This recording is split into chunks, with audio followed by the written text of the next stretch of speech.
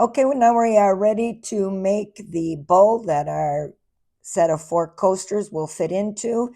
You need to start out with a round base. You already know how to make your starter coil, secure it, and stitch this up to 13 centimeter base.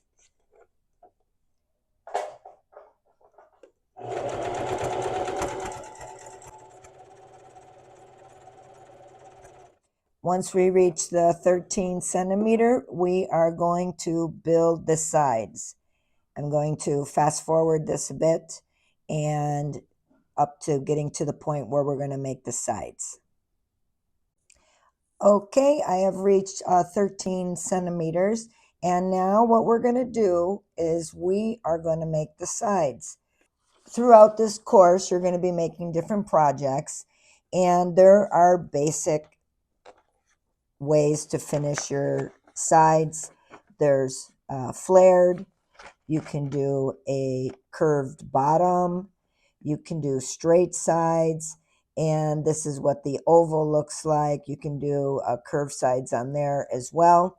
So the one we're going to do right now is we are going to do a flared side. So what we're going to want to do is, keeping your needle down, make sure you have all your thread or you're good to go. What we're going to do is build the sides to 5 centimeters. So you'll just tip up your piece so it touches just the bottom of the nose of your machine and begin to sew.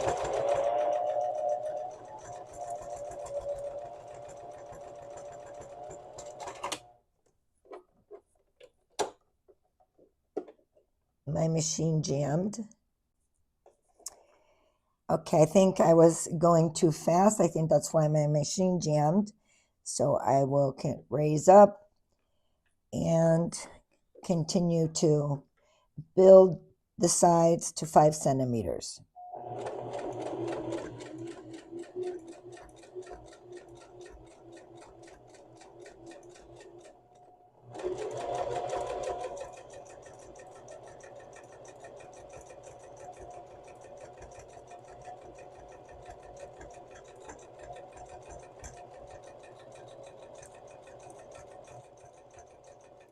And your palm is just resting gently on the back of the base, and your fingers are just gently resting here, and you'll feel it going, making its rotating inside your hand. After the first round, you'll start to see it shaping.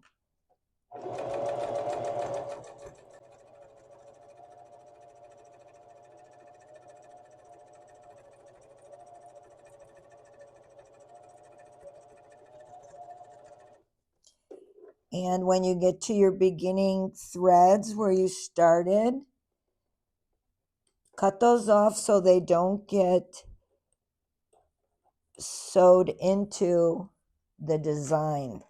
The side is about at a 45-degree angle, just angling out a bit. This is actually pretty firm. It's standing up really nicely. I'm pleased with that. I'm using a 5.5 width stitch and a 2.5 length. So let's continue. We are going to have to probably go around several rounds.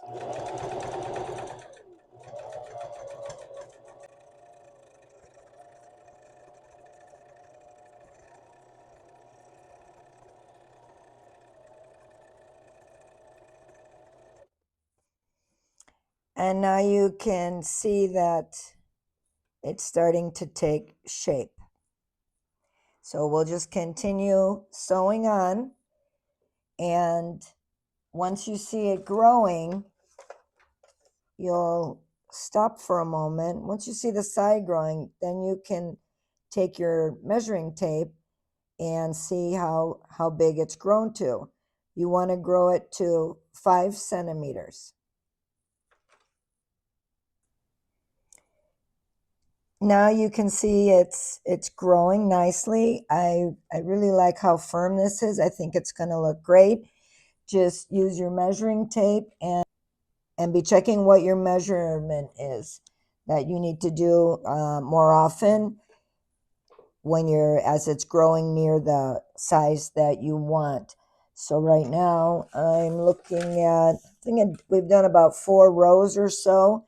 My interior measurement is a 3 and my outer is about a 3.5. So I'm going to keep going around some more rows, and likewise as you, and stop when you get to 5. Don't pull it out of the machine, just stop at that point.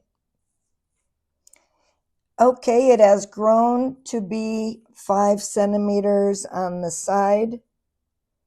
That's great. The interior is almost 5 as well. Remember where we put in a pin where the bottom of where we started to coil when we first prepared the end of the rope and then we turned it under.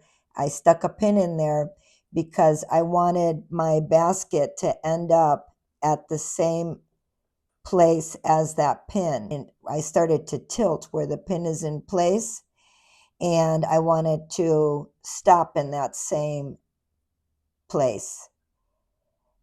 Apparently, it gives you even height of the sides. So while you're doing this, you should put in a pin as a marker right where you first started to make your coil, where the glued part is, and you started to wind it. Stick the pin in there and use that as your guide. You stick the pin in there, and that's where you start tilting your base, and hopefully that's where you'll end up when you're stopping the project. So at this point, we can end this with a zigzag stitch to secure it. We can also add a tab on here. So you can just do a simple zigzag stitch, or you can do the tacking down that I showed you before. You choose your method, and I think I'm just going to finish mine off with a simple zigzag stitch, and I'll be covering that up with the tab. So go ahead and do that, and then you can pull it out from your machine. I'll just tack mine down now on camera while you're watching. I'm at my pin.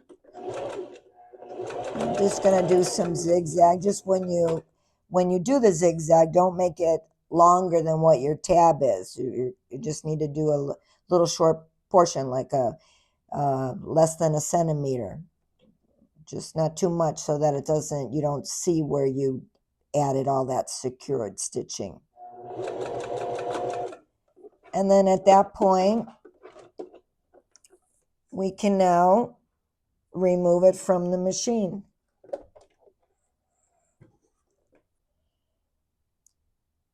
And now you can see how the sides of this basket are flared.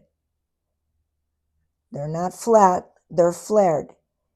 And the reason why we made the inside to be 13 centimeters and your coaster is 10 is so that you can easily place them inside.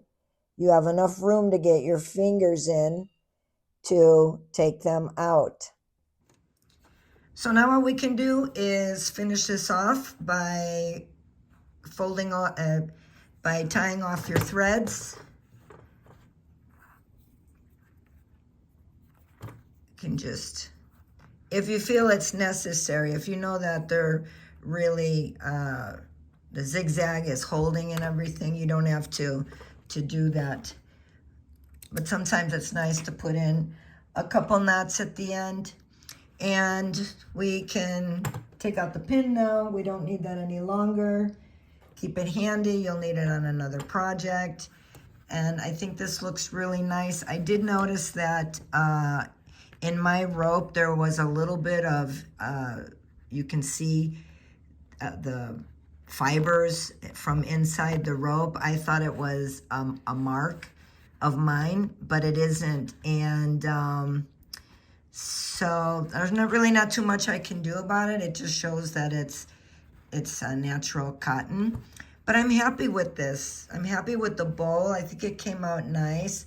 The shape is nice. And as I mentioned earlier, we are working on the flared side right now. We're working on a flared side. When I say flared, that means it's slanted. And this basket is definitely slanted. So, as I'm calling it, flared. So this is done, and all what's left to do is to double check that this is secure. It's not going to unravel. You can put a little bit of glue on there.